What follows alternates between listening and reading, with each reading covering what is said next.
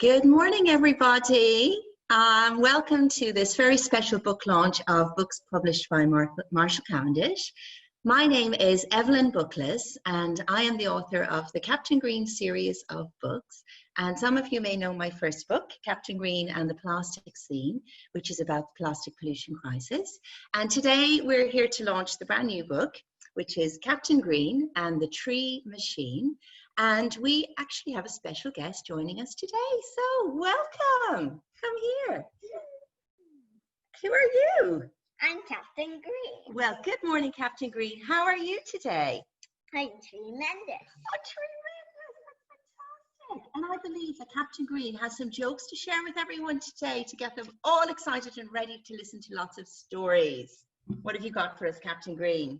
What kind of tree fits in your hand? I don't know. What kind of tree fits in your hand? A palm tree. Oh, a palm tree. What's his least favorite month? I don't know. What is his least favorite month? September. Oh, September. How does a tree get onto the internet? I don't know. It logs in. Oh, Captain Green, you're very, very funny. Thank you for coming and joining us today. Right, well, for now, Captain Green, you can sit and listen to this adventure story that I wrote for you, and I'm going to share with everybody some reasons why I decided to write this story. So see you later. Bye. Thank you. So everybody joining us today, this is a story that's written because there's another problem, sadly, in our world today, and that is called deforestation. And that's when trees get cut down. And at the moment, about 30% of our earth is covered in forest. And that's really wonderful. And trees are very beautiful, but sadly, they get cut down. And trees provide homes for millions and millions of creatures, and I think most of you watching today probably really love animals. There's some animals featured in this book that you're going to meet in a little while, and sometimes they lose their homes, and that's a big problem. So I'm going to share with you just for a moment before I start reading the story some pictures of what deforestation actually looks like. So hopefully you're going to see the title, the cover page of the book. There we go. And from the beginning,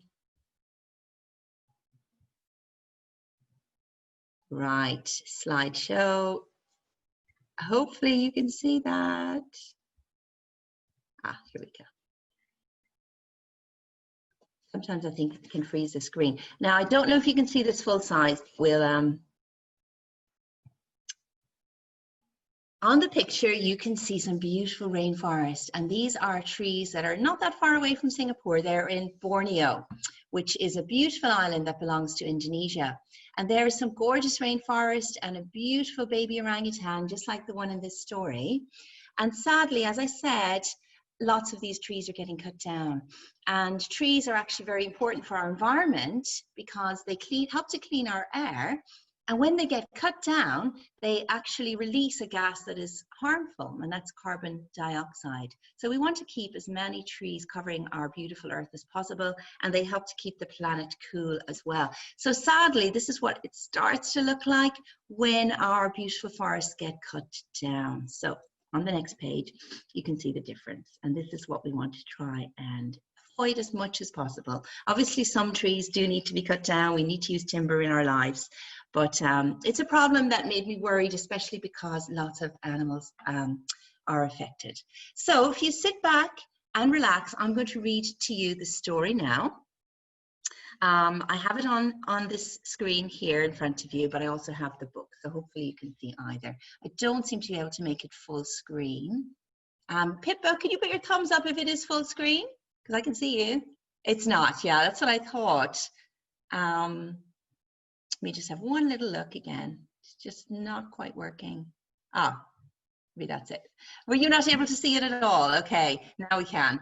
That was the rainforest, looking absolutely gorgeous, and we want to see lots of that. And here are trees cut down, and that's deforestation. So, Captain Green and the Tree Machine is written by myself and illustrated by the amazing Danny Deeptown, who is an incredible artist, and I'm so proud that he has drawn pictures for this book, and a lovely person to work with. And I also want to thank Marshall Cavendish and the wonderful team there, especially to Lydia and Mindy, who've always supported me and been wonderful to work with, and to the team at the Book Council for putting today together. So here we can see Captain Green at the start of the story with something rather strange. Plonk, plash, clang. Captain Green, the caped captain of clean, worked on a superhero invention to protect the planet. One day my green machine will, bring. Captain Green's watch rang. Duty calls, I've got to go. On a far-off island, Hornbill squawked. Help! My nesting tree has been chopped down. I must protect my eggs. Do not fear, the captain is here. Captain Green searched long and hard to find a new home for Hornbill. And there you can see in the picture, actually, deforestation has happened. The trees have been chopped down and it's no longer looking green and beautiful. Ah, and look. They found a new tree. Thank you, said Hornbill. My chicks will be safe here. Happy to help, said Captain Green, and off he flew.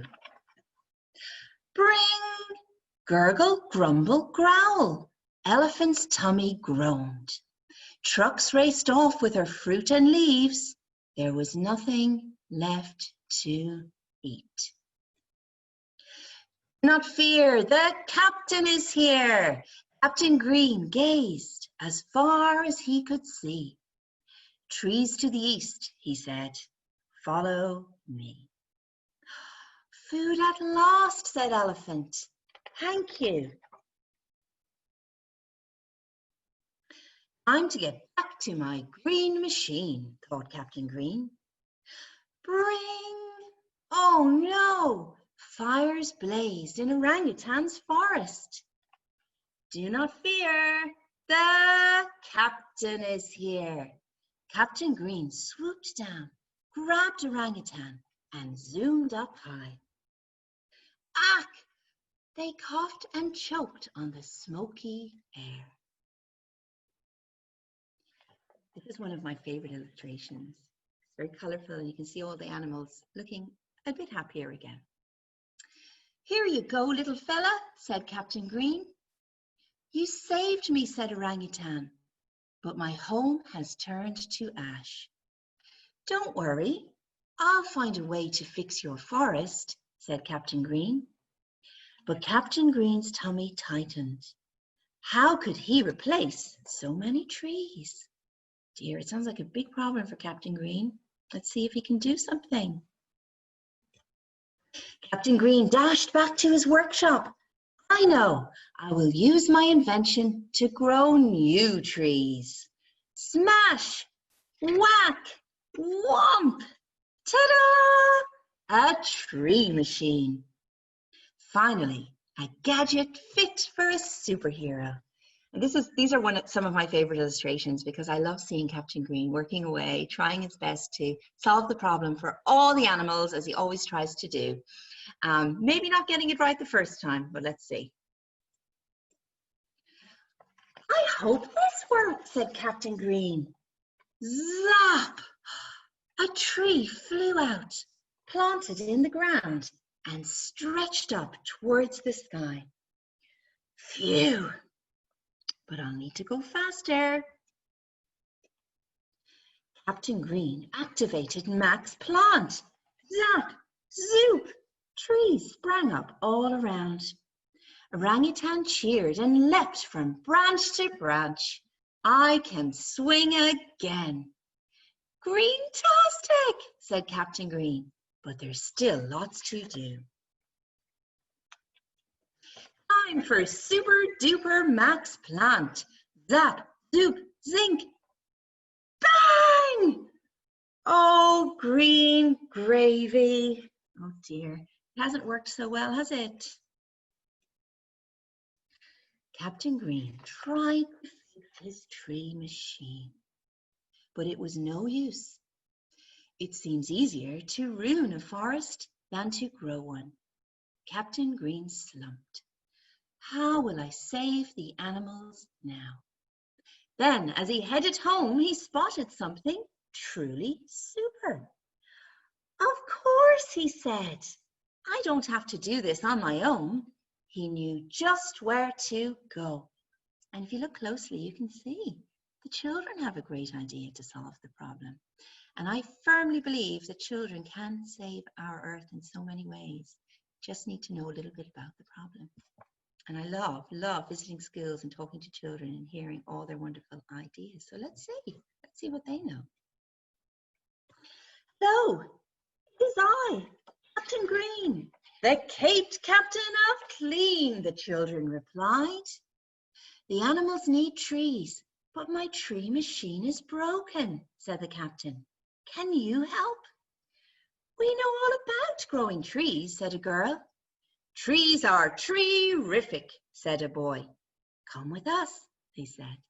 And this is another one of my most favorite illustrations of Danny's, although it's hard to pick favorites because they're all just exceptional. And you can see the children have been learning all about trees, and on the blackboard in the classroom, you can see they've been learning how they grow. There's so much to spot in that picture when you have the time to look through it. My greenness, this is fun, said Captain Green. If everyone plants a tree or two, the planet can grow green again. We promised to plant lots of trees, said a girl. You all can be my tree machine, said Captain Green. Everyone cheered. Tremendous, said Captain Green. Then off he flew to spread the word. Remember now, you don't need superpowers to save the animals. Together we can keep it green. And that's the end.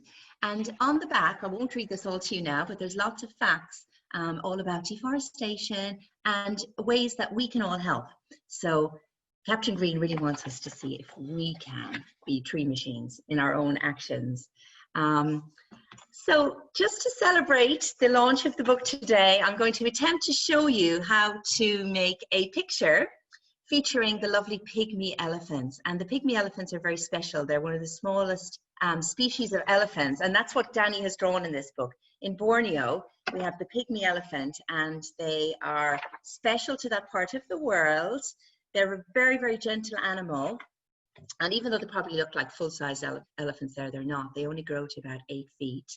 And sadly, their habitat is being lost, the space that they need to live and the food that they need to feed themselves. So Captain Green is going to return, and we're going to show you how to make a special handprint elephant very quickly.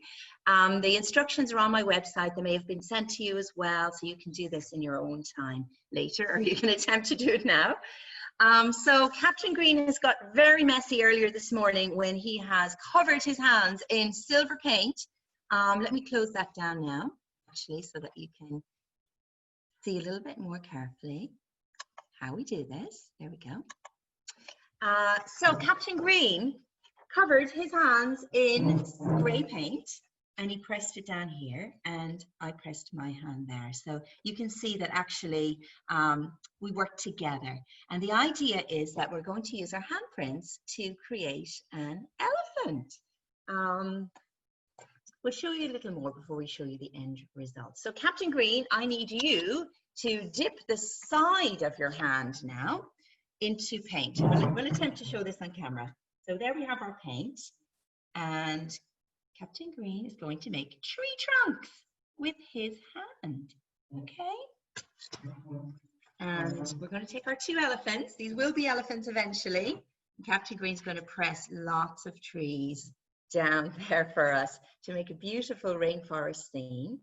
And it's quite fun to get messy. We quite like getting messy in our house. Okay, so here he's just been able to fit in about 3 trees. That's a little tricky to say, 3 trees. And next he's going to take some of the green paint. So we've put that out on little trays. We've actually reused some plastic for this activity. And I always think it's important to reuse as much as you can and maybe buy less stuff. And then there's less environmental problems when we think about what we're purchasing. So he's going to dip his fingers into the different color green paint now. So he's using all parts of his hand to do this. Yeah, and you can get as messy as you like. You can even dip several fingers at once if you want. And then Captain Green, I'm going to lift up the paper. Now you can do lots and lots of trees. We're just doing it quickly to show you. And then you're going to make beautiful rainforest leaves on top of that's how we do it. Fantastic.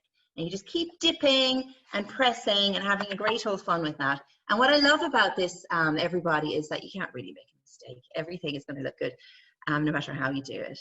Yeah, and you can just start coloring it in if you want, or you can just do lots of pressing as well. Simple. Yeah, I can do it that way too. Lovely. And the idea is to cover it in a beautiful canopy of rainforest greens. So our rainforests are so special because there's just such a thick amount of trees growing together and providing homes, like I said, to millions of creatures that we want to keep on our planet, really, because some of these animals are endangered. And all the animals that I featured in the story, the hornbill, the pygmy elephant, or Borneo elephant, as it's called as well, and the orangutan are all endangered. That means that their lives are at risk if we don't provide them with enough trees and areas to live in where they get their food. So that's what we're thinking about with this picture, isn't it, Captain Green? Okay, so we're going to leave the green paint for now. Captain Green, thank you for showing us that. You can go wash your hands. And I'll quickly attempt to show you then what we would do to decorate this. So you're going to try and turn these handprints into elephants with some paint. Now, I am definitely not as talented as Danny Deeptown. It's actually kind of ridiculous how bad I am at art, but I try. Doesn't make me stop. This part here would be the elephant's eyes. So we would put a little eye in there. You can do one for the adult elephant and one for the baby. They tend to live mostly with females, with other female elephants. So the males often live on their own. So it's probably a mommy elephant. And you want to give them some nice ears. So I would take my brush and just do a nice, I guess, like a letter C. Like that. And give mama some ears. And you can paint on some little mouths as well. They don't tend to have tusks. It's quite rare that the Borneo elephant has a tusk. So I haven't drawn those today. You can also do lots of grass down the bottom. So I will show you what we did before when we had lots of time to play around with the paint. So Captain Green, here's the one we did earlier, isn't it? Yeah. And we included lots of grass as well. There are lots of other activities on my website. You can make a rainforest scene. You can make bookmarks. So go check that out. It's www.evelynbookless.com. And you can find out a little bit more about the book. There's also some names of conservation organizations on there. They're people that can give you more information about what you can do to protect the rainforest. For example, Stand for Trees is one. The Rainforest Trust are a wonderful organization, and One Tree Planted are also fantastic. Their websites have tons of activities for people to do in their schools or at home as well. And I think that's pretty much everything. I don't know if we can see any questions right now. We have a couple of minutes, so I think Captain Green, we can have a look and see if we can read some of those. Oh, okay, look, we have a question there, Captain Green. What's Captain Green's favorite animal? Wow, I have no idea. Shall we ask him? Captain Green, you've seen some lovely animals in your stories, and you've traveled all around the world saving sea creatures and rainforest animals. What's your favorite one? Tricky question. Good question. I think the seagull in the last book because he looks cute. Yeah, the seagull. Fantastic. And of course, we want to think about all those animals that are affected by plastic as well today. Thank you. Great. Somebody said such lovely artwork, Captain Green. Thank you. Very kind indeed. Let's see. There's quite a lot here, but I have to scroll down and see the chat.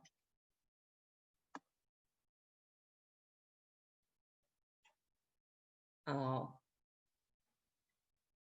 Captain Green, how are you coping with saving the world and your schoolwork? Can you fit both in? Are you still learning and studying hard and managing to save the animals? Yeah. Do you have time for both? Yeah. Yeah, well, he's a superhero. They can do extra special things, can't they?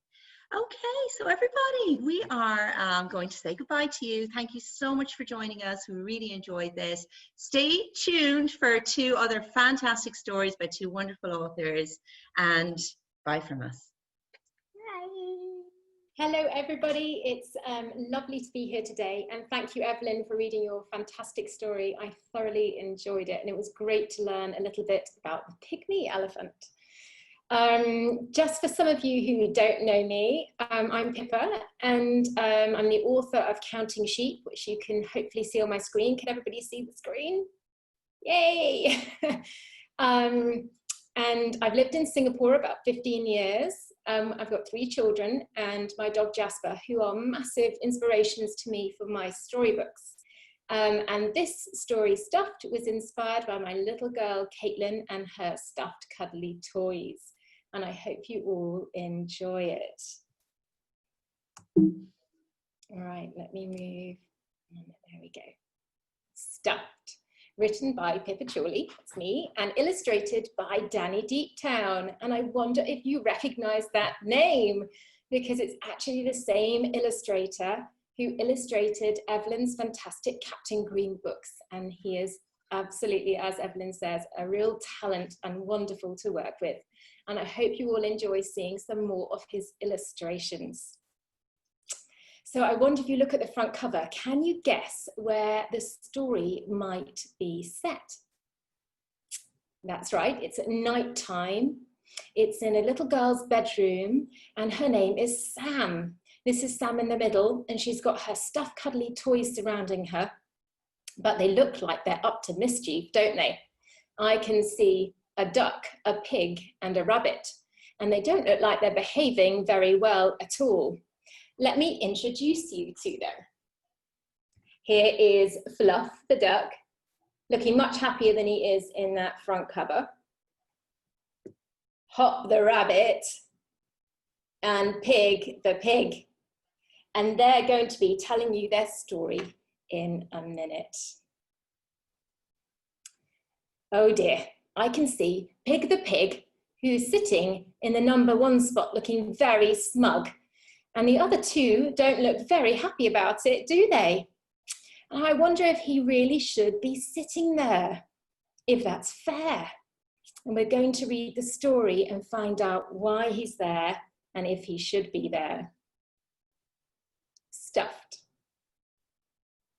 As Sam slept soundly in her bed, the night all still and black, Fluff the duck flip-flapped his wings and gave a mighty quack.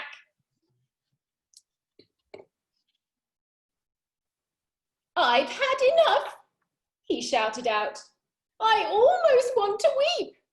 If Hop keeps kicking all night long, I'll never get to sleep.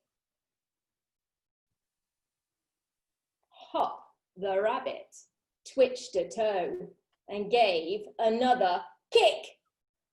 Your beak was sticking in my tum and making me feel sick. I have no room, said Fluff the duck.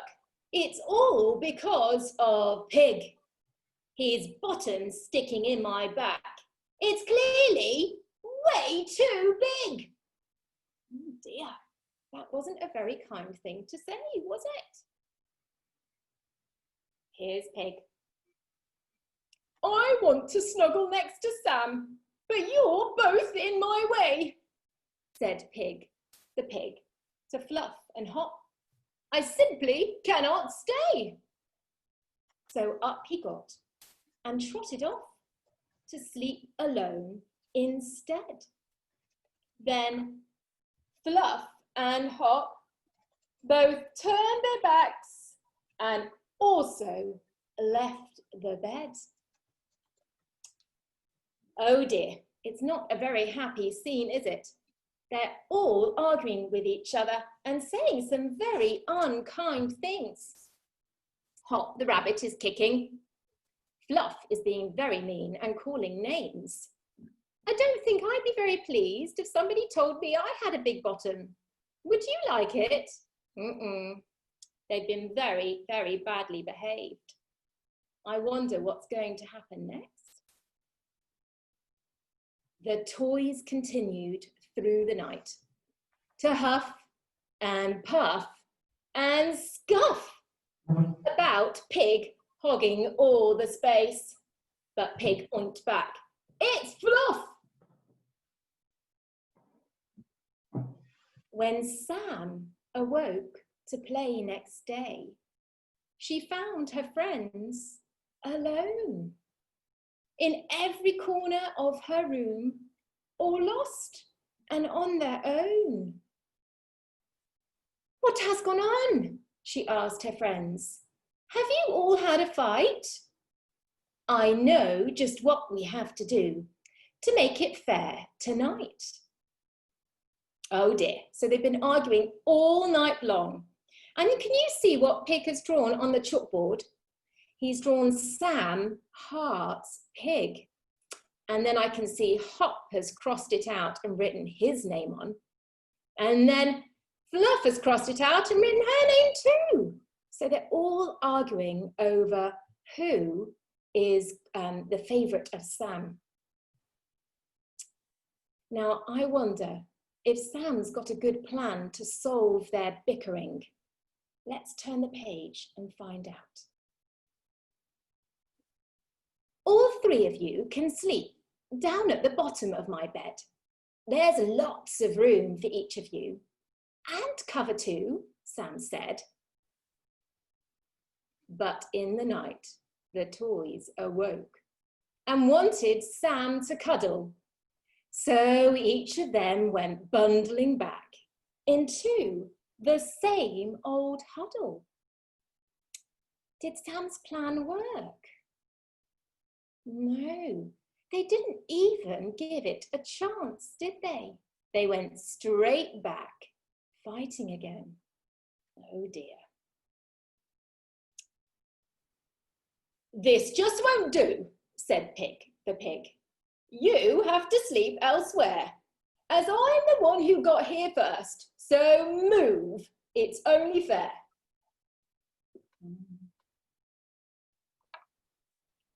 "There's nothing fair about it, Pig.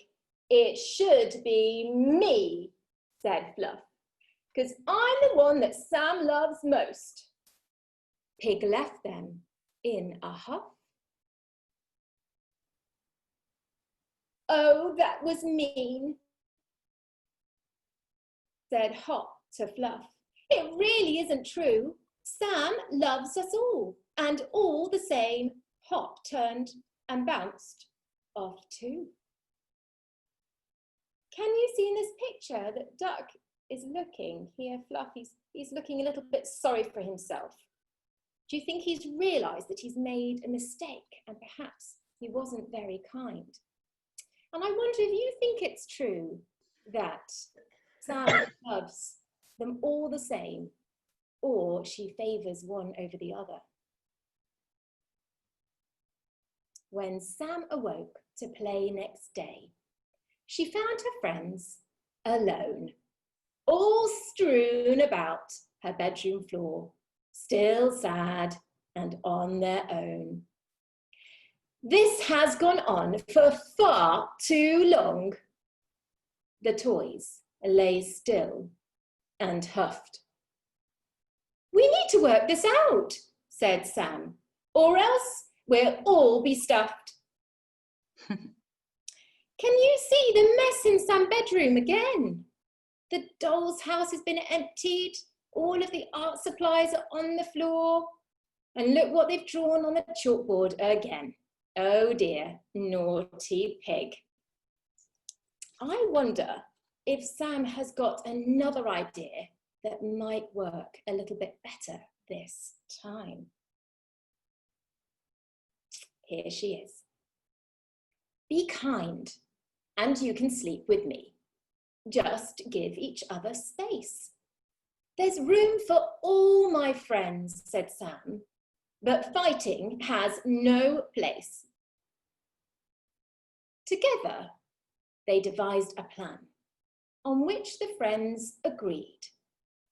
All beaks and bottoms, claws and paws were banned. It was decreed. Now, I wonder if you think that was a good idea. So Sam's got them all together and they're all talking and working as a team. They look like they're listening this time too, don't they? And can you see Sam's behaviour chart that Danny drew? Here, she's pointing to the claws and there's a big X there saying you mustn't use your bodies when you're angry at each other. And instead, they're having a talk. At the moment, can you see they're all on the stormy cloud, which shows how alone and sad and cross they're all feeling. Do you think they're going to move up to the sunshine now if they listen to Sam and they work together and be kind? Let's see. Then as the day turned into night and Sam grew tired of play, she took her friends upstairs to bed to cuddle till next day. Pig fell asleep on her left side and Hop slept on her right. Fluff nestled in Sam's silky hair and slept right through the night. When Sam awoke to play next day, she found her friends asleep. A hoof in claw, a wing in paw, one giant loving heap. So they've actually all ended up back together again, haven't they? But this time they're friends and they're all being very kind. It's a happy scene, isn't it? Can you see at the end of the story, they've crossed out all the numbers on the boxes. What do you think about that? It's a good idea, wasn't it? This here is one of my favourite illustrations at the back of the book. It's Sam cuddling them all, looking very proud of them. It reminds me of my little daughter, Caitlin, holding her cuddly toys before she goes up to bed.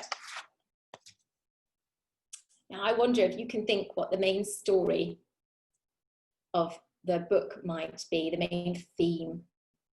It's about friendship, isn't it? How to be a good friend and what qualities make a good friend. I wonder if you can have a think about some words that you might use to describe what a good friend is. I've got a few here. My favourite word is kindness.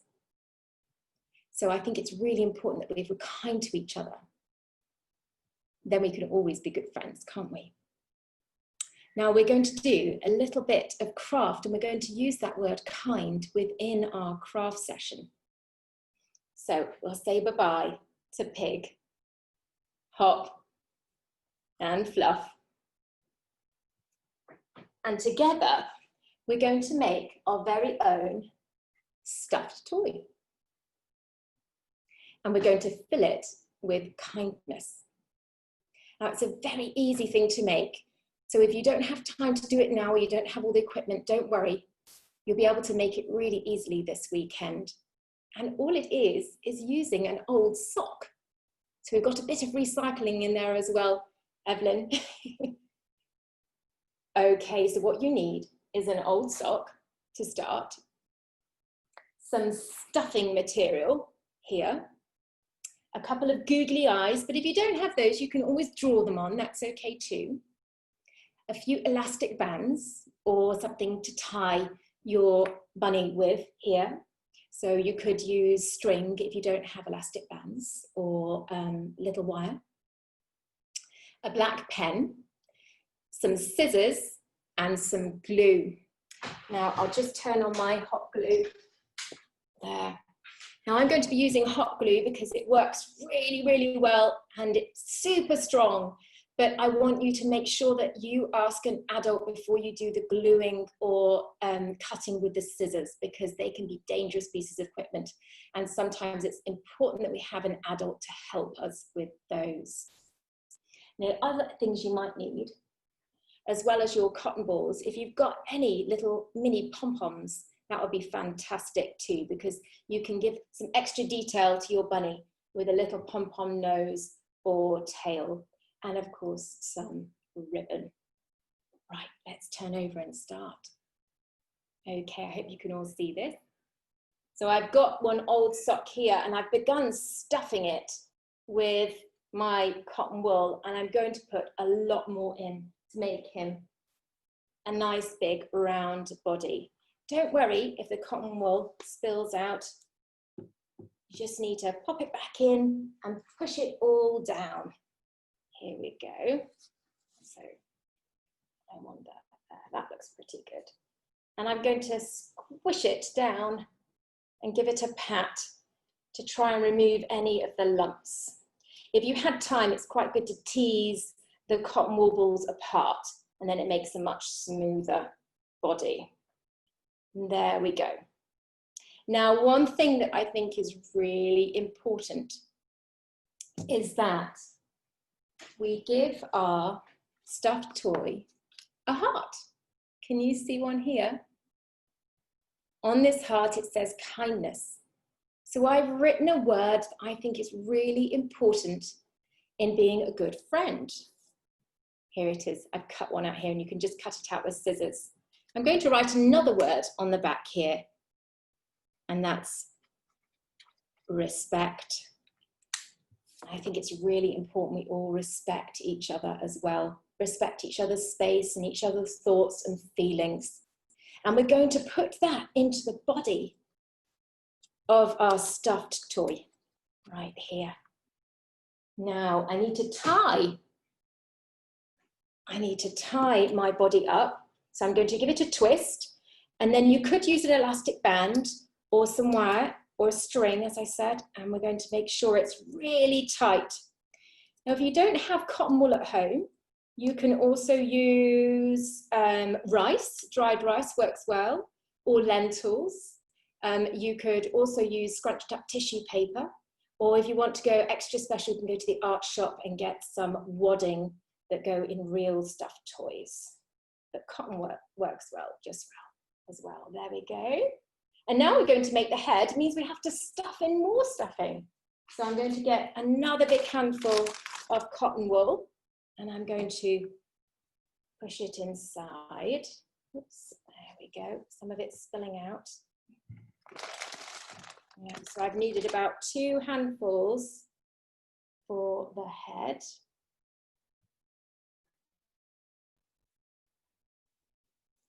And then we're going to do the same as we did with the body, and that's to tie it really tight so we can push it down like that. And I'm going to do this a little bit quickly this time, but you can take your time when you do it by yourself. And we need to do another tie at the top, either with an elastic band or string.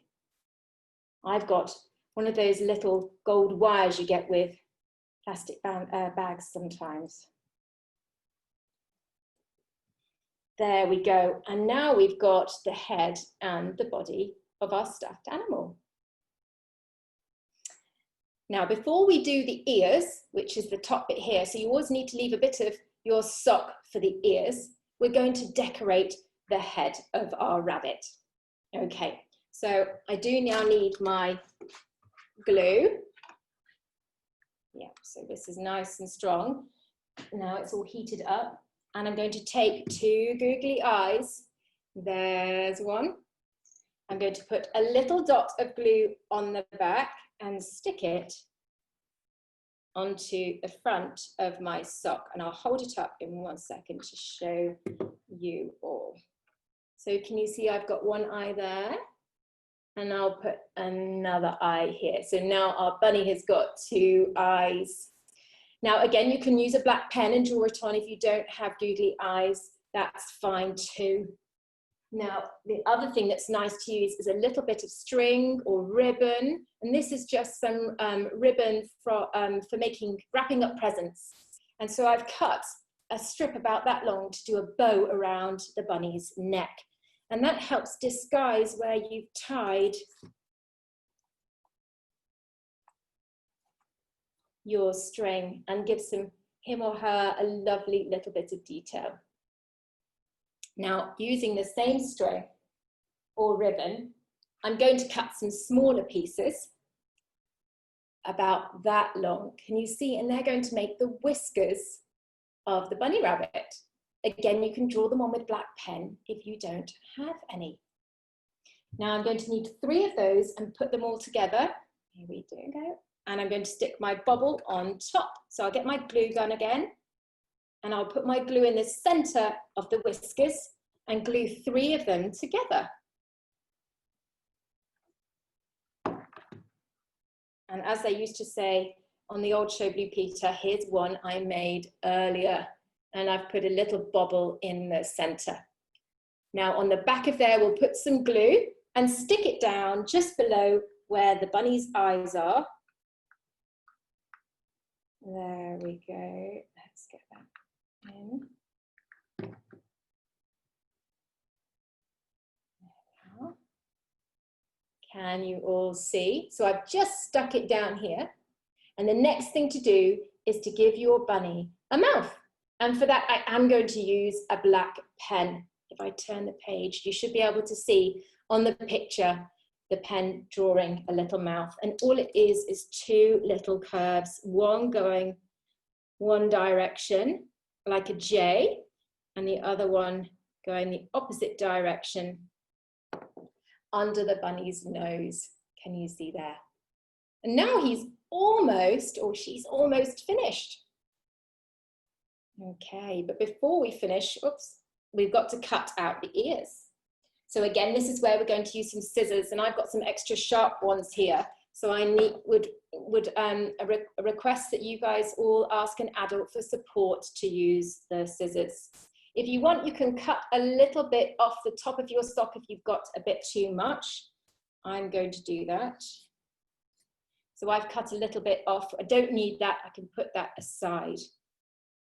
And then we're going to stretch it out at the top, and you're going to use, each end will be one of the ears. So you're going to cut a V shape in the middle to create your ears. Let's see.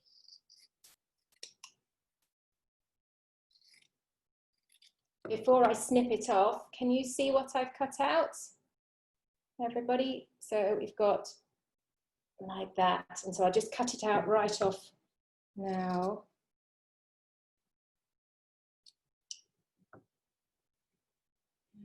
One more snip. There we go. And now your bunny has got some lovely ears. Looking super cute. If you want to go and do a little bit extra, you can also glue on a little pink tummy or white tummy or any color you want.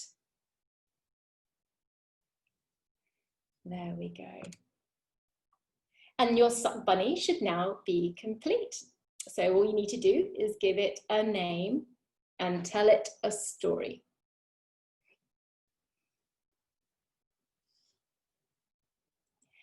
And I think you might actually have been sent some lovely colouring sheets that Danny has drawn for the book Stuffed, which you'll be able to enjoy the rest of the day.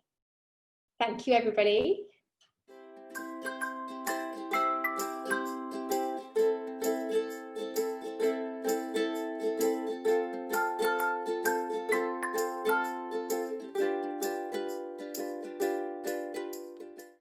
Hello everybody, this is Leah. Leah is an author. Leah is also an ex-breeding dog that was rescued from the puppy mill by Voices for Animals.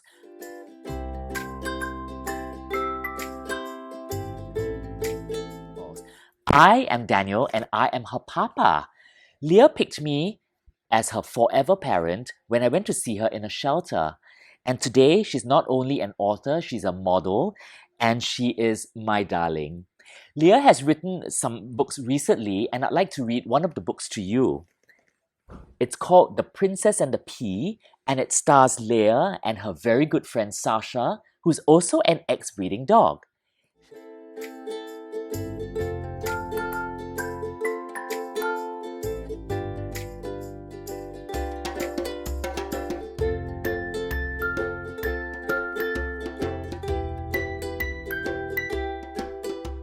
Shall we start, Leah? Okay? All right? All right. Leah says we can start. Now, this book is written by Leah, and here it goes. Papa and I love to explore parts of our beautiful island and go for walks in new, exciting, and exotic locations all over Singapore.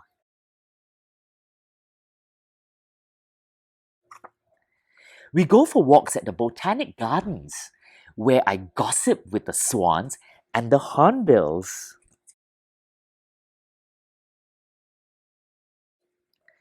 We soak up the sun by the banks of the Singapore River and watch the world go by. Papa is especially fond of taking pictures of me at the beautiful conservation houses in Joo Chiat, where he will then post on Instagram and Facebook.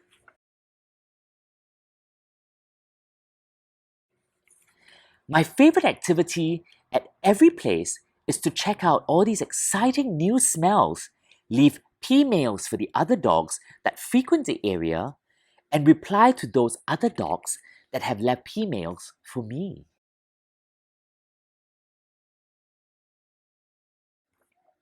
One fine day, Papa and I had a picnic with a friend, just like this, and the friend had welcomed a new dog into her home. Sasha. This is Sasha, Leah's friend. Sasha was a sweet, dainty little miniature schnauzer with the longest lashes framing a beautiful set of big eyes. She was a quiet girl who seemed to be afraid of everything. She would jump whenever there was a loud noise. She was afraid of squeaky little stuffed toys, and she would not sleep on the soft bed that her humans bought for her, preferring to curl up in the corner of the living room on the cold, tiled floor.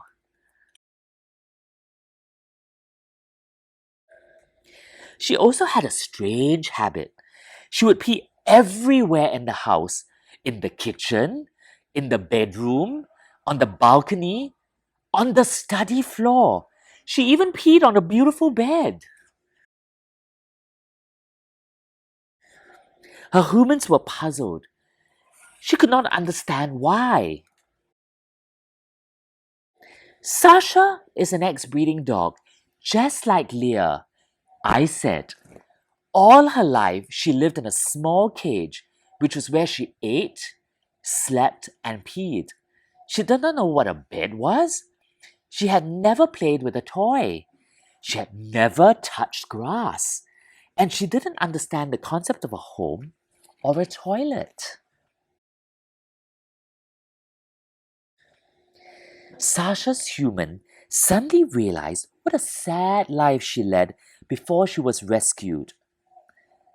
I will be patient and show her that her home is now a safe and loving place for her, she said with tears in her eyes. Sasha climbed into her lap and gently licked her face. Several months later, Sasha and her human invited us over for a tea party, another tea party exactly like this.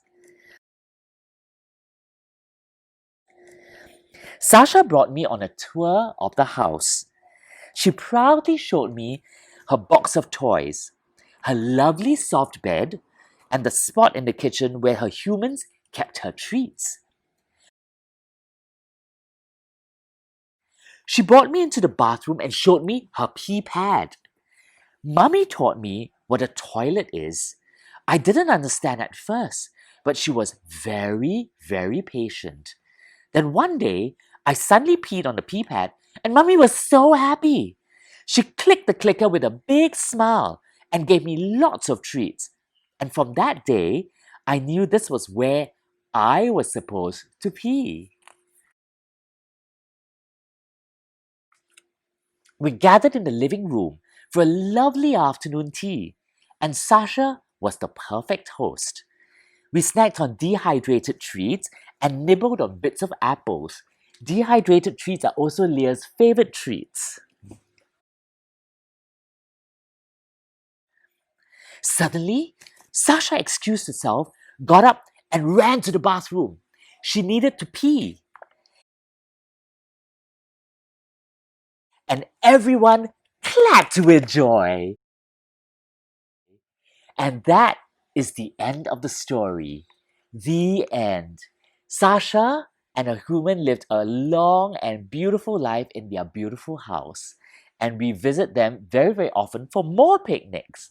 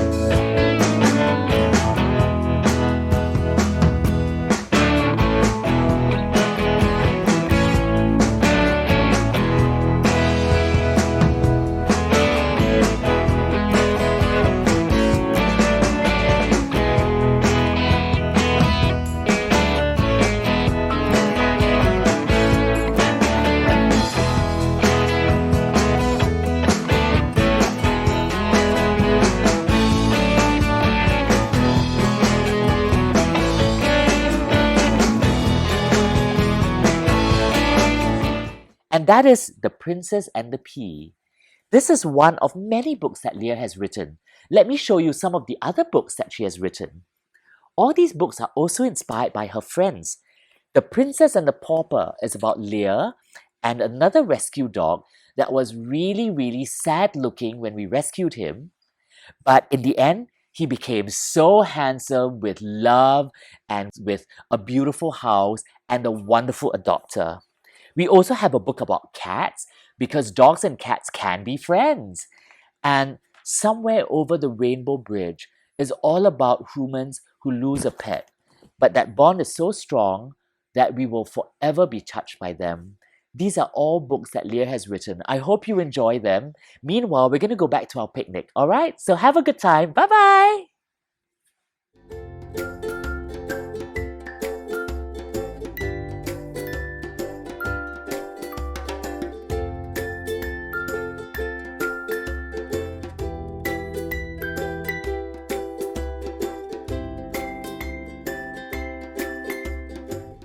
And now it's time for little arts and crafts.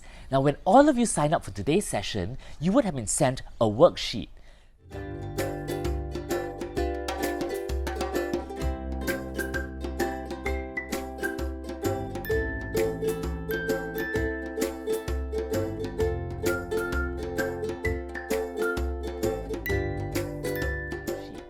Download the worksheet and there'll be little figures for you to cut out and you can create lots of wonderful things like this. Let me show you. This is Leah.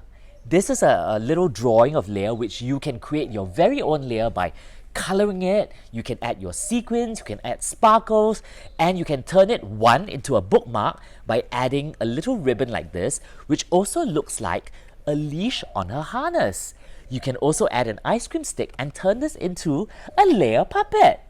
And you have lots and lots of wonderful times playing with your little Leah puppet. You would also be able to download and create your very own Furry Tales by Leah bookmark. So don't forget to download your worksheets and you have lots and lots of wonderful fun with Leah. Have fun!